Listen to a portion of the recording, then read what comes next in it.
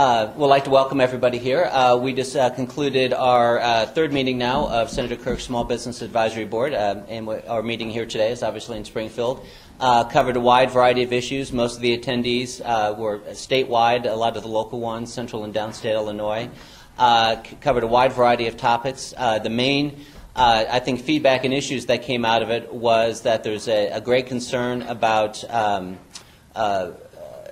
the regulatory burden and all its many forms coming and the impact that it has on small and medium-sized businesses, both in their desire to expand, add employees, and do capital investment was a big concern that was voiced across industries, as also as that being a significant impediment to maintaining and expanding their workforces. Another big issue that came out of it today was concern on inflation. Materials inputs into these businesses are going up dramatically, and a lot of that has to do with a direct result of the, in essence, the cheap money policies currently being promoted by the Fed. And then a variety of other issues as well. But I think it was very productive, and we always, of course, enjoyed these meetings. So that, and of course, always say your name and your business. And I'm sorry. And my name is Zach Hoffman with Wiley Office Furniture here in town. Currently, we're very busy. We have a lot of projects going on, but it is certainly a challenging environment. Obviously, with state employment being a major driver in the Springfield area. That has an impact on us, but we have a pretty diversified business. And the concerns that everyone echoed here in terms of the regulatory burdens certainly has an impact on us as well as the increasing materials costs that hit us. In a highly competitive environment, we can't obviously always pass that on, so that constrains our margin and has a definite impact on our business. The greater discussion, I think, and that is part of the debt ceiling discussion, I think, was the lack of leadership, the uncertainty of the direction of things going there, that was a theme that was there. Not so much about the downgrade, even though that certainly has an impact on cost of money and the policies that they pursue, but the uncertainty from which direction will the president want to take the country, and what does he want to do? That just feeds into uncertainty that goes all the way down the chain and impacts all of us. What will be currently, the Fed came out, what was it, yesterday, with we're going to keep these low interest rates into the future.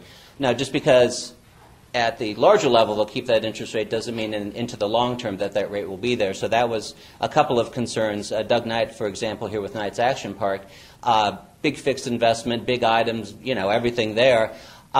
He's very reticent about investing to the future because of a fear of higher interest rates. And what are you going to do with that? So that uncertainty feeds into it. There's also the impact of the Affordable Health Care Act, the commonly known as Obamacare, the uncertainty of how those rules will be applied on small businesses, the impact it has on seasonal or part-time or full-time employees creates a lot of uncertainty. So, a common theme is why would you want to increase your employee base when you don't know what issues will be associated with that? Everybody's equally fearful, cautious, uncertain about the future, and that there's a concern of what is going to be the unified vision, what is going to be kind of the economic plan, at least for the country going forward. I think that's the biggest concern. I wouldn't characterize people as being mad or angry and not going to take it anymore. I think it was concern and fear and the desire to do better and the desire to expand, but then running into uncertainty and executing it. But that sentiment is not confined to one party or the other. I could say that would be fair. It's a general statement, but at the end of the day, the president is the one who sets the tone. He is the leader, so it ultimately ends up with him. Well, we first of all listen and learn. Which is why we came down to Springfield to have this advisory board meeting. I took detailed notes because this then becomes an action item that influences the Small Business Bill of Rights. I put out a Small Business Bill of Rights during my campaign for the Senate, and this has now changed based on our meetings. Mm-hmm. This is the third one and what I've heard around the state. And so we have managed to make some progress. The business fast lane at the patent office, which was part of our original Small Business Bill of Rights, has now passed the Senate. Many times the Senate is the place where bills go to die. And so if something passes a Senate hurdle, that's a major achievement. You can see the list here. Many of these are familiar to us, like preserving your right to a secret ballot in a union election, a particular concern. about the National Labor Relations Board and its attempt to lock Boeing Aircraft Corporation, who is headquartered in Illinois, into a high-wage, high-union state in Washington, and preventing them from building the facility that will construct the 787 Dreamliner. The reason why I go into such detail is Boeing is the largest exporter in the United States, and crippling that company is exactly the wrong way to go.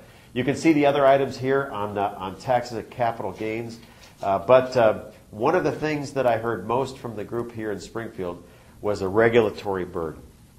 For example, the healthcare exchanges, which Aaron mentioned, that we have a set of deadlines, and yet we don't even know what the regulations will be. We heard of the impact of some regulations that could cripple power generation in the Springfield area. We heard about regulations that would hurt the trucking industry, transportation being the industrial sector that's the backbone of the Illinois economy. Overall, the federal government has expanded vastly, upwards of 150,000 government jobs, many creating whole new waves of regulation that are causing small business employers to hold back. And boy, did we hear that here, of people that said that they were forestalling the decision to hire a full-time employee because of so much uncertainty in what Washington was doing. So I think we have a couple of steps to go forward. First, one of the most promising ideas I heard about here was a general moratorium on new regulations by Washington to give this economy a pause, especially as we have seen such turmoil on Wall Street. What I saw in 2008 was it took about a month for the turmoil on Wall Street to hit Main Street. And so I'm very worried now about what September will look like in Springfield and other Illinois business communities based on everything that's happened. Matt Murphy Murph just told me we got 250 up on the Dow right now, so maybe today is not such a bloody day. But my hope is that we can at least have a pause in so many government activities that are causing small business employers to hold off. Secondly, we need a pro-jobs agenda, but by that I don't mean government jobs. I think that policy has clearly played itself out. The verdict that the market has delivered has been nonpartisan, but utterly clear. I think we can see the stimulus now as one of the greatest economic failures in American history. And I hope that the President, during August, will pivot much as the way President Clinton did when he saw it wasn't working and then took a new path. Probably the best way to do that is to have Congress go back to work.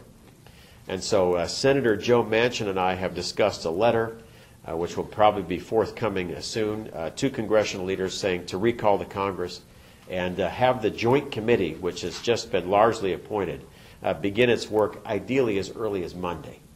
I think that would reassure markets, our allies, and the American people that the work of cutting federal spending and restoring the credit rating of the United States is beginning right away. My hope is that we could do that. And then we look at the rest of the list for what can be done. Big things like lawsuit reform, or smaller things but that would have a big impact, like the State Department approving the Keystone Pipeline, which would be a tremendous job producer in the central part of the United States, all still held up by State Department bureaucrats and what otherwise would bring reliable, safe tar sand energy supplies from our Canadian allies to Midwestern refineries and put a lot of Americans back to work. If you were on this so-called super Congress, what kind of cuts would you propose to get to that $1 trillion goal? I would endorse the proposals of the Bipartisan Deficit Commission. So that commission, and then the Gang of Six members, including Senator Durbin, who's a member of the Gang of Six, laid out basically three big ideas. First, caps on the regular spending of the government. That covers about 1/3 of taxpayer spending. Secondly, entitlement reforms, as detailed in the Simpson-Bowles Commission. That covers about 2/3 of spending. And then finally, and we talked about this fairly extensively, comprehensive tax reform, where we protect your mortgage interest deduction and your charitable deduction, but we wipe out nearly every other tax expenditure in return for dropping the CHOP marginal rate from 39 to 29%. That plan has been estimated to reduce federal borrowing by $4.5 trillion over the next 10 years. It was what the Standard & Poor's analysts said was what they needed to see to defend the AAA credit rating of the United States. I think it's the best plan out there. My hope is the Joint Committee moves in that direction. And one tactical thing that I think should happen is I think the gang of 6 members should testify before the Joint Committee on its first hearing. Yes, I mean, what I would do is I would support the tax reform that wiped out tax expenditures in return for lowering the rates from 39 to 29%. I think increasing tax rates would send exactly the wrong signal. This economy is teetering on the edge of a second recession, and we need to be honest about that. I worry particularly about the state of Illinois. We are suffering under a 66% increase in our state income taxes under Governor Quinn's wrong decision, and lifting our corporate taxes in Illinois to some of the highest levels in the industrialized world. One of the things we talked about in this group was small business employers who talked about their colleagues or people that they do business with moving to Missouri and some to Indiana because the business climate is better in those states. I worry that on the back of the Quinn tax increases, if we had a federal tax increase, Illinois would suffer the most. So a tax reform idea, which wiped out expenditures and lowered rates, I think that's the way to go. Well, name an expenditure that would be lower, because that's somebody's tax. There's about 70 of them. And in general, small business owners are too small to take advantage of these. One of the things, and I hate to get technical here, but most small businesses in America are subchapter S corporations, meaning that all of the income is regarded as their personal income. And so if you have a kind of class warfare policy of raising taxes on the rich, what you really do is hammer small business employers that are the backbone, 50% of all the jobs in Illinois. I don't think we should go that way. On the other hand, if you have the kind of tax reform I talk about, where you wipe out the expenditures, you're generally denying big expenditures to huge, well-connected businesses that have lots of lobbyists. And you're advantaging small businesses that don't have the kind of K Street lobbyist horsepower that the big ones have. Talking like banks and oil companies, or I mean, can you? That's right. The bigger you are, generally, the more tax advantages that you will have. This, one of the worries I have is a lot of small business owners say, "I'm not big enough to be good enough."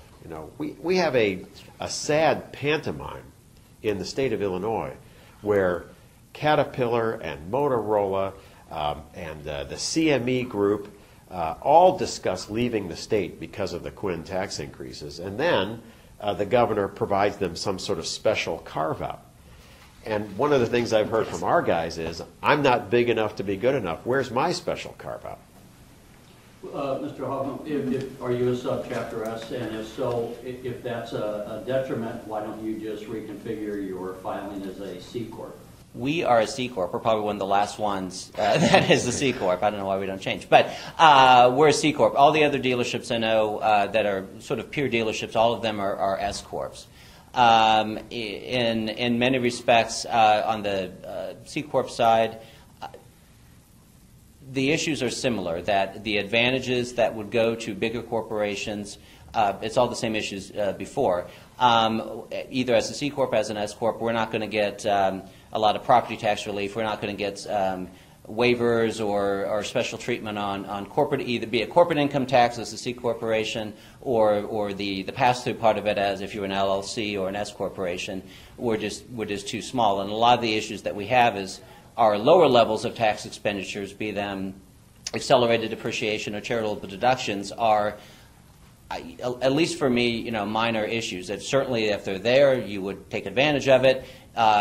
If they were to disappear and the rate were to go to 29% or a lower rate, I would be much more in favor of that, because at least in our experience, whatever we might save in taxes, oftentimes we seem to spend on accountants trying to figure out how to save on the taxes. Whereas if we just had a much more simplified structure, be it a C Corp or an S Corp or whatever the business structure is, it would just be much better. I think oftentimes businesses devote a tremendous amount of time trying to choose business forms and employ a lot of professional services to deal with situations that don't need to necessarily be there. Senator, if I might ask, first of all, are you happy with those that have been selected on both sides of the aisle to the super committee? And secondly, would you give your opinion on these charges that this is the Tea Party downgrade that the S&P issued? Great. I would say with the appointments so far, I've been more encouraged than I thought I would be. I think we are going to reach a result. The one change that I would have made is, and this would never have passed the Senate, was I would have hoped the Democratic leaders would have appointed the Republicans, and the Republican leaders would have appointed the Democrats. So we would have had a committee with people who played in the sandbox best. But given who I've seen, I think we have a number of, especially senators, that can cross the aisle. And I'll just point to Max Baucus from Montana and Rob Portman from Ohio. I think have extremely good records when they've been allowed to build a bipartisan consensus. And remember, this committee it's important to talk about the Joint Committee as what it isn't and what it is. What it isn't is another commission that produces a report. It has extraordinary powers. Normally, the Senate is where legislation goes to die. But this committee has the power to override all Senate procedure and bring a bill straight to the Senate floor in December of this year. Secondly, the Senate is a place where legislation has to pass with 60 votes, except this bill, which will pass with 51. So an extraordinary level of authority has been given to this committee, and given the members that I've highlighted, I think the odds are it will produce legislation. And then on the downgrade, I think the downgrade is a reflection on 40 years of overborrowing and overspending. Some of this may have started with LBJ's decision to run the Vietnam War without a tax increase. And over time, we built up a tremendous federal debt in the modern era, capped off by the huge borrowings of the Bush administration, and then really the orgy of borrowing under the Obama administration. Had the stimulus worked, I would have understand the upside of it. But as I said before, I think the stimulus now can be seen as one of the colossal economic failures in U.S. history. And its legacy is a tremendous level of debt, which is now threatening the AAA credit rating of the United States. It's important to not overstate what's happening, though. We have lost the AAA credit rating with one of 3 credit rating agencies. But I think rather than spend time criticizing or trying to take apart the fire alarm, we should put out the fire, and that is overborrowing and overspending by the United States. You're saying the Tea Party is the fire alarm? No, I'm saying the S&P is the fire alarm.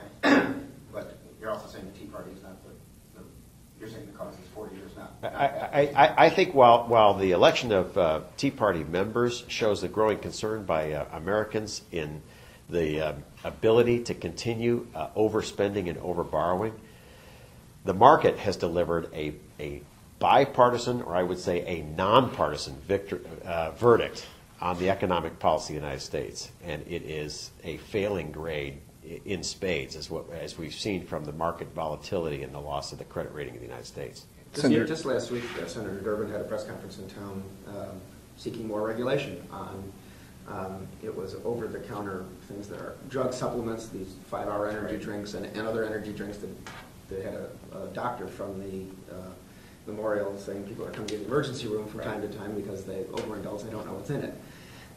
That would be more regulation.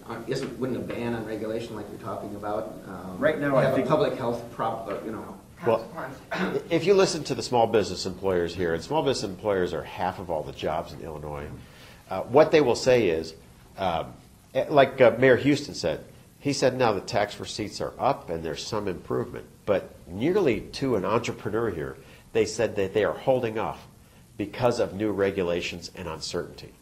For the Action Park, I forgot. Knights Action Park. Oh, yeah, Knights Action Park. He said, you know, I've got a huge fixed investment here, and I don't know what interest rates are going to be more than 5 years out, and no one will lend me more than 5-year money. Because if you look at the Fed's announcement yesterday, that may be an indication of a huge inflation engine being built, like we saw in the 1970s. And he doesn't want to be caught on the wrong end of a 21% loan rate. We heard about the health care bill. We actually heard about it widely, about the insecurity and the fact that the state of Illinois has not written its insurance exchange regulations, and so people don't know what the rules of the road were. We heard about EPA regulations, about OSHA regulations, about the Dodd-Frank regulations. Under Dodd-Frank, there are, I think, 200 separate regulations being written, all at the same time, not really in coordination with each other. And this is now causing small business owners to hesitate on that big decision to hire a full-time employee. Okay. And I would just, on PPACA, on Obamacare, it's serious, but two specific examples on that. On the employer group with the Illinois Chamber of Commerce on their proposals for the Illinois exchange. I think it's Senate Bill 1555. I hope I have that number right. It's working through the Illinois Senate. Is working on it right now. And one of the issues is they have a hard time defining how Illinois should run its exchange because the federal government hasn't defined exactly. They've talked a lot about the minimum essential benefits that would comprise the basic plan. Well, what are those minimum essential benefits? Not knowing what those would be makes it hard to implement an exchange that would administer, those plans. Another aspect of Obamacare is the Class Act, which was the long-term community care aspect of it, which technically it was supposed to be implemented, if I remember correctly, January 1st of this year. The Secretary of Health and Human Services delayed it to January 1st, 2012. At this stage, there are no rules written for that. And on that one, and that was something that, as I tried to learn more about it and attended different seminars and asked questions about the Class Act, the answer is uniform. If you find something out, tell me, because I don't know anything about it. But that's something where I, as an employer, have to approach my employees to ask if they voluntarily want to, be part of this. I have to get, if they do I take deductions from them? Where do I send the deductions? That's in 4 months. And there's nothing written. So at each one of these stages, I don't know, and these aren't things happening, 5 years from now. These are things happening 5 months from now or 5 weeks from now. It makes you very reticent to hire when very significant issues like that affects all employers. It's not a very kind of a pinprick issue. It's a huge issue, and it's just not resolved. And they're not writing the rules to allow you to comply with the rules. But you have to write. You don't want them to stop writing rules. Right. Well, I did not support the Health Care Act, and I would seek its repeal immediately. As far as past, are you saying no new regulation? You mean anything that?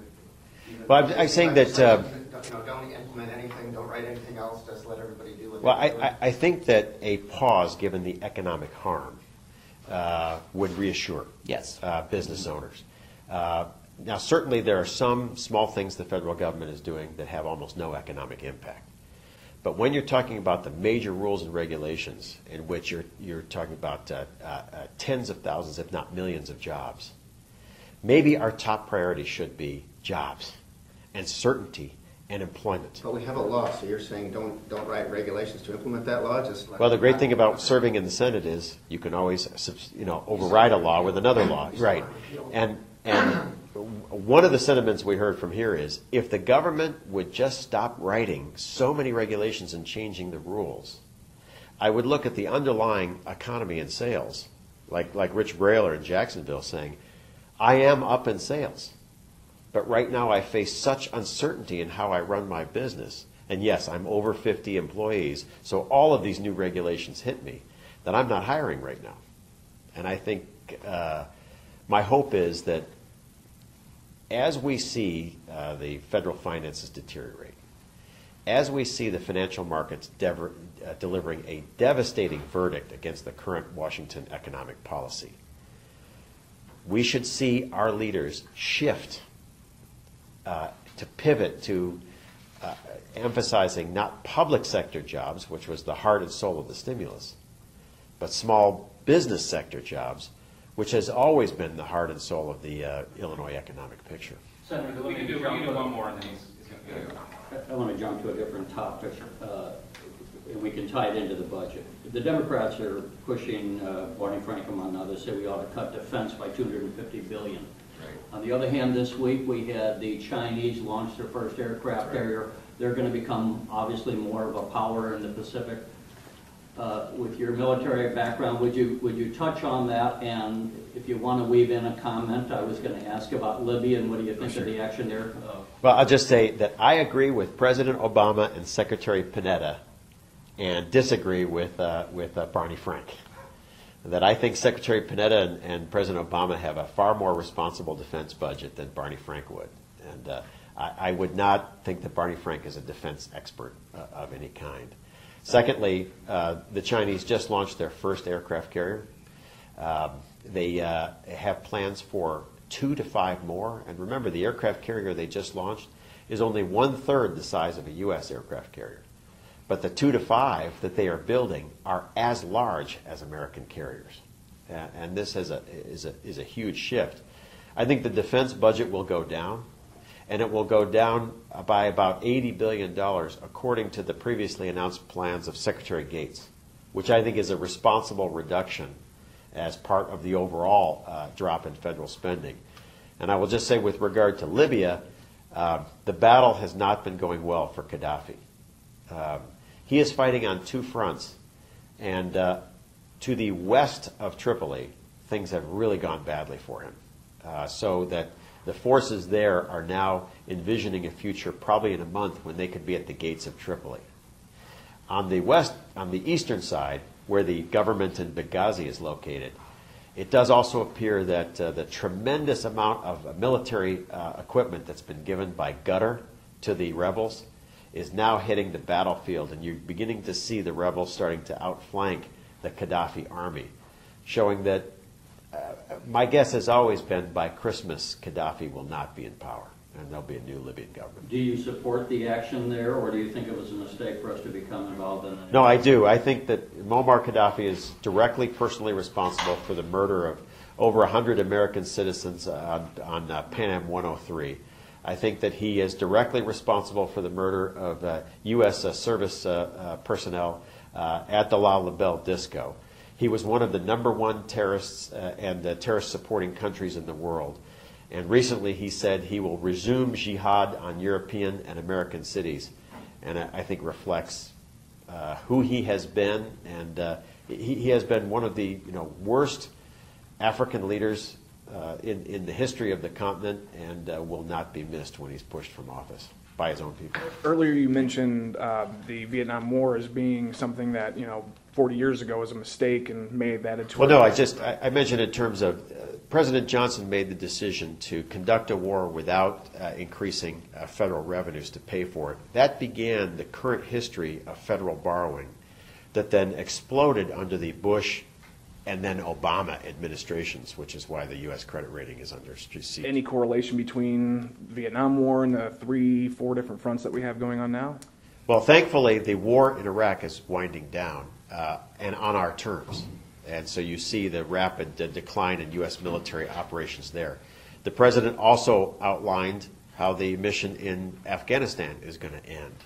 And so I think 2 years from now, overseas U.S. military operations are going to be a shadow of what they were. So, great. Thanks, guys. Thanks, fellas. Thank you very much. Good job.